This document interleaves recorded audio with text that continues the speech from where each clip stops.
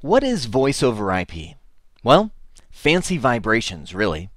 Have you ever seen one of those sci-fi space movies where a group of astronauts get shot up into space, usually to fight some aliens or go to a space station or something like that? Every sci-fi space movie has the scene where one of the unfortunate astronauts hits the wrong button or gets trapped by an alien or something and gets shot out of the side of the space station into the empty atmosphere. If the movie is being accurate, what you see is this unfortunate astronaut going, ha, ha, he's yelling, but there's no sound. He's completely silent. Why? Because there's no air in space, and really all sound is vibrations. And that's what they figured out in the 16th century. 16th century, the tin can string idea came out that you built when you were kids, where you speak into one end of a cup or a can that's tied to some string. It vibrates to the bottom of the cup, vibrates the string, and that vibration travels all the way to the other cup, and you can hear them.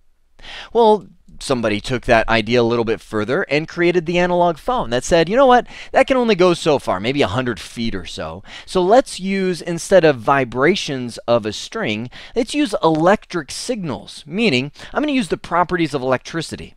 And you've probably seen things like this. As you're speaking, your phone is being, or your voice is being converted to electric signal, and the phone at the other end says, oh, okay, well, I see, based on that frequency of electricity, I'm going to play this sound and that sound, and it kind of puts that together.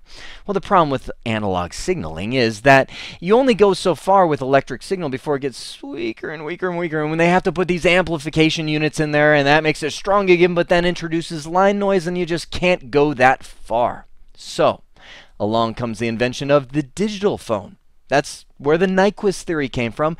And instead of using electric signals to represent your voice, they use numbers. 8,000 of them a second.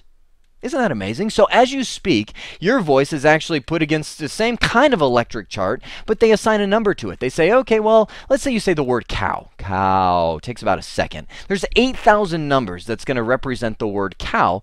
You know, maybe number 30 represents the k sound or something like that. And now you have digital phones. And the beauty is now that you've got these numbers, you can send them as far as you want, and you don't have any degradation of signals. That's where the PBX systems came about and so on. So voice over IP, what is it? Well, it's just taking those numbers.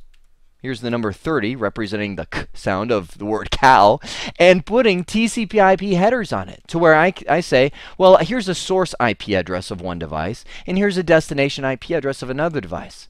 That's it. So now I'm taking 8,000 numbers a second and sending them over the internet or some kind of data network with little TCP/IP headers on it saying this is the source device, maybe an IP phone, and this is the destination device, maybe it's a computer.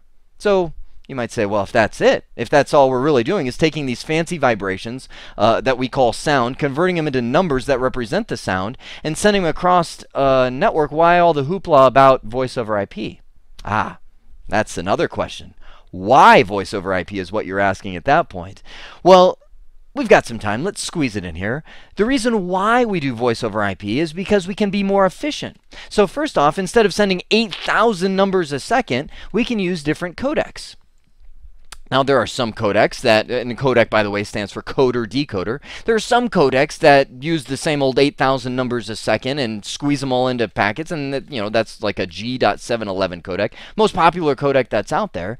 But there's other ones like, say, G729 that smoosh it down. So I can be more efficient than I was back in the day. I mean, think about it. I say the word cow, and it takes a second. Do I really need 8,000 numbers to do that? I mean, wouldn't most of those 8,000 numbers be the same number if I'm just saying the word cow? So we can be more efficient with voice over IP. Second off, you get a single cabling infrastructure. Instead of having to run separate wires for your analog phones or your digital phones and have a totally different set of staff that manages those wires, benefit number 2. Now we have Ethernet cables, the same cables we use for our computers that we plug in here. We have the same IT department that's now able to manage the phones as well. We're using well-known protocols like TCP/IP that everybody knows. Everybody loves to do this, so it becomes a lot more compatible, so I don't have to have, you know, for instance, Cisco phones. I could have other vendors' phones. It's kind of like I have Dell laptops, Apple laptops. They all communicate together because they all use TCP/IP.